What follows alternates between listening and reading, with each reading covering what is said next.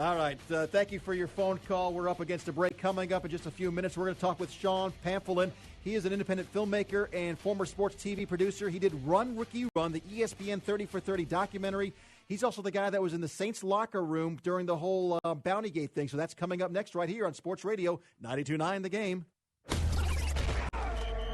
We are back. Mike Salmon with you on Sports Radio 92.9 The Game, along with film producer Rick Cohen. We've been having a lot of fun in the last hour and a half talking about some of the greatest sports movies of all time and also some of the worst of all time, taking a lot of phone calls, a lot of texts as well. Another special guest joining us now this hour. I want to welcome Sean Pamphilon to the show. Sean's an independent filmmaker, much like Rick, a former sports TV producer. He produced multiple TV features on NFL player Ricky Williams for both Fox Sports and ESPN, and he later directed the Williams documentary Run, Ricky, Run, which we all saw on ESPN's 30 for 30. Sean, welcome to the program.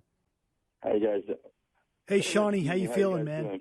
He's got a little frog today. I'm playing hurt today. I've got a real sore throat. Oh my goodness! The fish that say Pittsburgh. Ever. Yeah, we talked about that. Wait, best uniforms ever.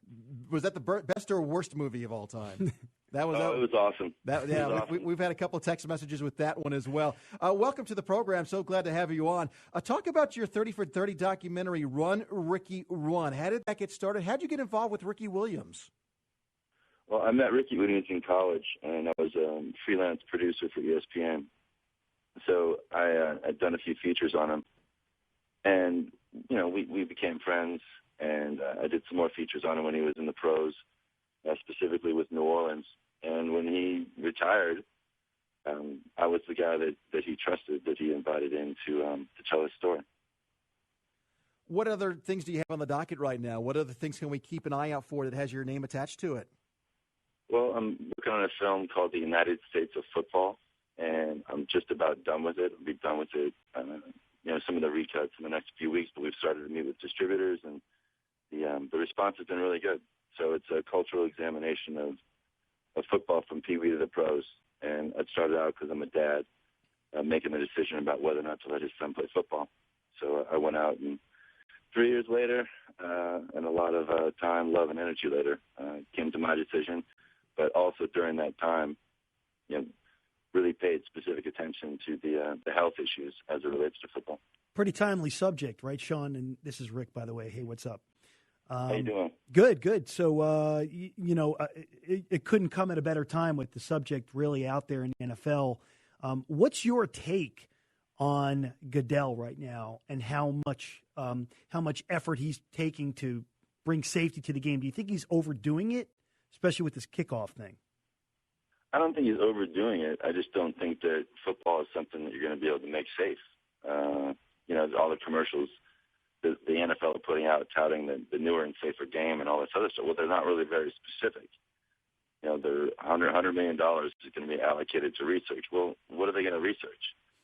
They're going to make better helmets? You cannot make your brain on the interior of your skull not bash against the edge of your skull. You just can't do it. So I think that they realize they're fighting sort of a losing battle in that respect. So they want to just have the best PR possible and do everything they can to make it look like they're doing everything they can because they're being sued by over 3,500 guys. So you're saying a lot of it's window dressing is what you're telling us? Well, I think Goodell has got his heart in the right place. I'm not saying he's a bad human being, but I think that it's pretty clear, and it has been for a while, that people who played this game for an extensive period of time, many of them suffer cognitive issues that are horrendous. So it's basically those guys decided to get together and share information rather than just being the proud, silent warriors and sitting at home just all mangled and twisted up, and their family has to take care of them. They got together and unified, and they realized, hey, you know what? That happens to me too. So the NFL, they didn't even, when we started making this film in 2009, the NFL hadn't even acknowledged that there was a correlation between football and brain disease. So a lot's happened since then, and I think that they're scared. I think they should be. We're talking with Sean Pamphilon, who's an independent filmmaker, former sports TV producer, did the 30 for 30 on Ricky Williams, Run, Ricky, Run. Some of the folks here also recognized your name because of the New Orleans Saints bounty scandal. You were the one that was there in the meeting room, and it was your audio that was let out that the media got to hear, that the public got to hear, with Coach Greg Williams instructing his players to inflict physical harm on their opponents. Talk about that story. You were, I guess, working on a documentary. Why were you in there filming?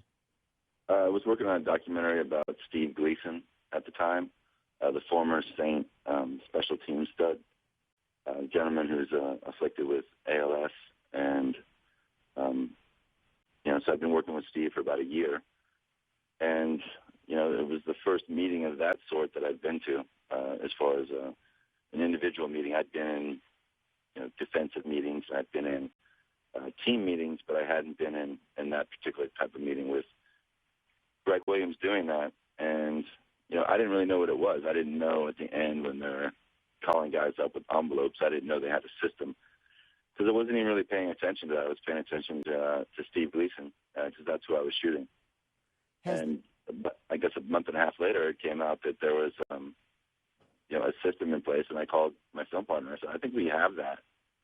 But the night I heard it, I was shooting 2 cameras, and I knew the things he was saying about targeting guys with concussions was incredibly wrong, and I was going to reference it in my film, but I didn't have the intention of releasing the audio until he was busted, and he basically said that he and his players knew what was wrong, and it was clear he was in charge. After Roger Goodell made the announcement that there was going to be some penalties with Bountygate and so forth, was it a tough decision for you to release that audio, or did someone have to talk you into it, or was it, hey, I have it, here it is? Well, it was a very tough decision because I was in discussions with Steve Gleason, with Scott Fajita, and with Drew Brees. So it was difficult, especially towards the end, because it was my understanding that we were all working in concert and agreeing that this should be released. And then towards the end of that experience, a few hours before it was released, they were trying to, well, not Fajita, but Gleason and Brees were trying to get my writing before it was released, and it was my feeling that they were trying to control it or to vet it. And I felt that was inappropriate, so it got released, and people acted as if it was just me doing it for attention. So that was difficult. And Sean, you have actual documentation of texts that you've received from these players on your website. You want to tell people about your website? Yeah, it's SeanPamphilon.com. And there's literally a voicemail from Brees 2 hours before the Bountygate audio is released telling me that, asking to read my writing before it comes out. It's just amazing to me that this audio exists, and I've not heard one mainstream sports journalist ever ask him the question about his complicity in getting the material released. He's done cross-country, interviews talking about, concussions with kids and everything, and he doesn't even, nobody questions him. It's there, but he's a sacred cow, I guess. And, he's a great fantasy quarterback. He's a great fantasy. We were both talking about that the other day, that we have on our fantasy team, even though we. I got you. Talking with Sean Pamphilon, a filmmaker who, again, was in the meeting room when in the whole Bountygate thing. So you were there with a couple cameras. You actually have video, audio of everything that Coach Greg Williams was saying. I'm assuming the NFL, Roger Goodell, all their investigators.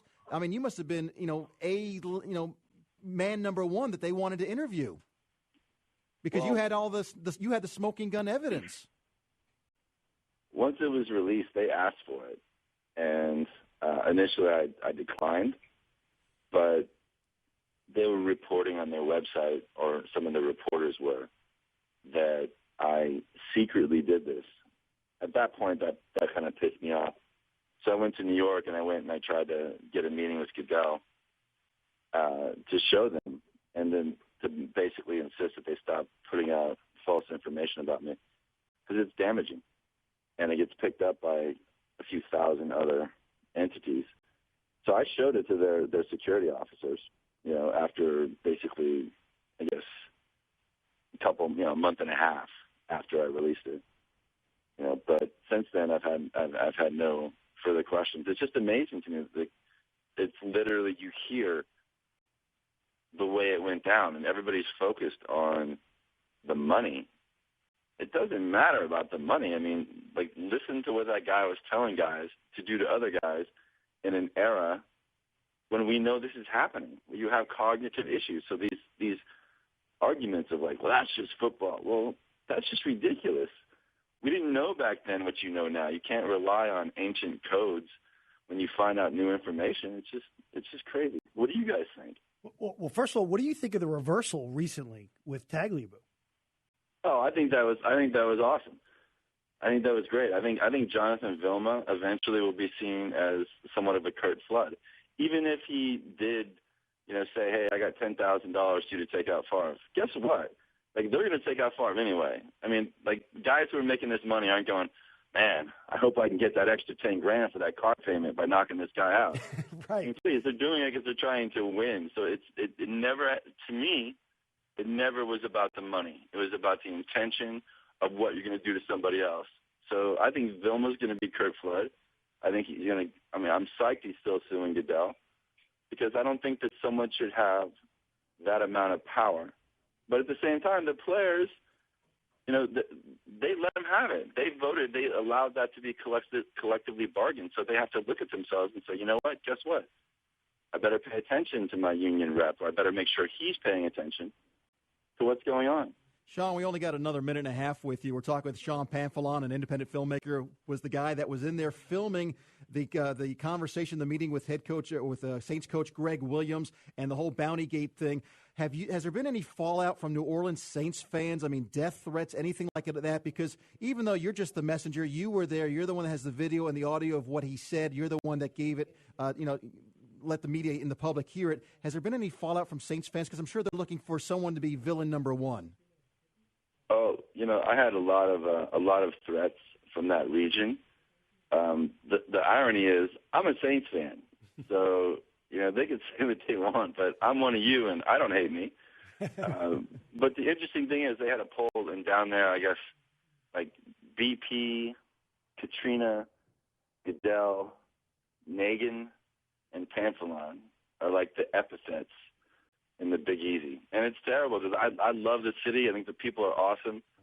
I just had a philosophical difference with one individual, and then I had other individuals involved in something that they don't acknowledge.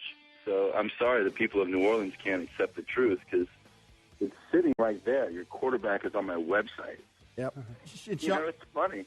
Sean, we appreciate your time so much. We know you don't do a whole lot of interviews. That this says a lot for you to come on and talk about this. Unbelievable, Sean. I mean, I can't thank you enough. And Sean and I are trying to work on something in the future together. Pretty recent. So there should be more of this going on very soon. All right, Sean. Thank you. Can I say one really quick thing? Sure, absolutely. The coolest thing about the fish that saved Pittsburgh, okay. when Dr. J was on the playground, and the way he was trying to impress the chick was he was showing her all his moves, and they slow-moed it. I was like 8 years old. I thought that was the coolest thing ever.